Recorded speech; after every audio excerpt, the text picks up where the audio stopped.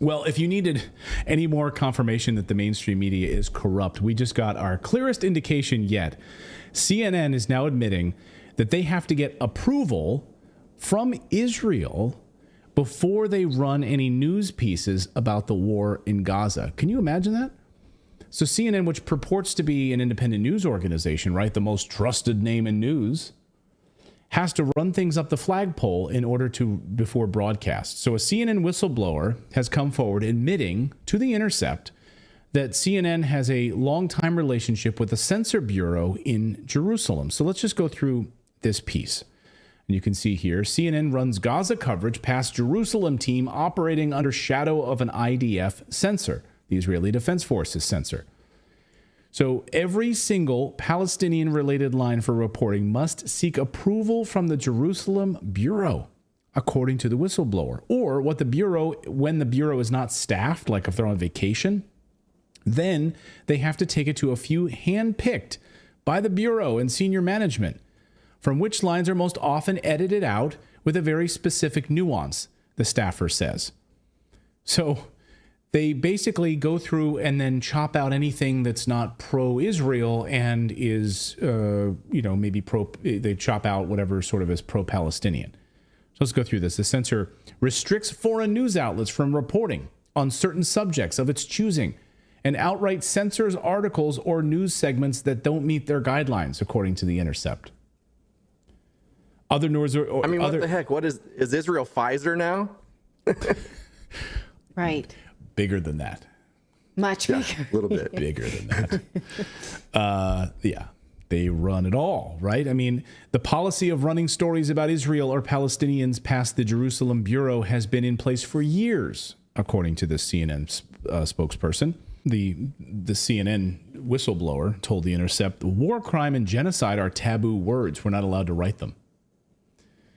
Israeli bombings in Gaza will be reported as blasts, attributed to nobody, until the Israeli military weighs in to either accept or deny responsibility. They're labeled as blasts. Quotes and information provided by Israeli army and government officials tend to be approved quickly, while those from Palestinians tend to be heavily scrutinized by the Jerusalem Bureau. Imagine that.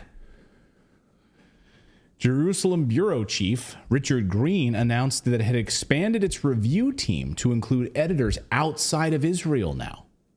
Oh, okay, so now they've got some extra people outside of Israel, calling the new policy the Jerusalem Second Eyes program.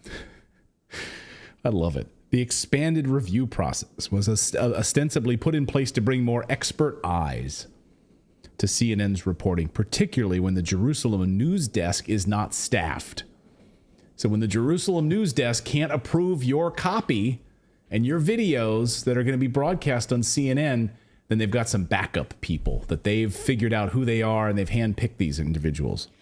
This isn't because we know that there are already state-sponsored media, but what is this? Like a foreign government can just come in and say, hey, you know what? We don't like your coverage. And they just bow down. Like that's horrible. Beyond horrible. Yeah. I mean, you think about, we know that these massive corporations, these multi-billion-dollar corporations, they don't have their viewers' interests in heart. They have an agenda, of course. They absolutely have an agenda, right? Which is to make money. They have an agenda to make money and spread propaganda. And many times they have cushy relationships, of course, with the intelligence state because they're spreading propaganda. And the intelligence community makes it very cushy for them to do that. Newsroom employees were advised to, quote, remind our audiences of the immediate cause of this current conflict, CNN says, namely the Hamas attack and mass murder and kidnap of Israeli civilians on October 7th. So basically, anytime they do a story, they have to remind their viewers of October 7th. At least 22,000 people have been confirmed killed in Gaza, 57,000 wounded, and thousands more, of course, are dead. But very little actual Western media organizations are there actually covering this on the ground and providing the actual truth. And now we know that CNN is now funneling this information through a Jerusalem bureau, according to The Intercept, in order to get this reporting out. And it's heavily censored. Are you guys surprised by this at all? But it's really amazing mean, to hear to right me- from these guys.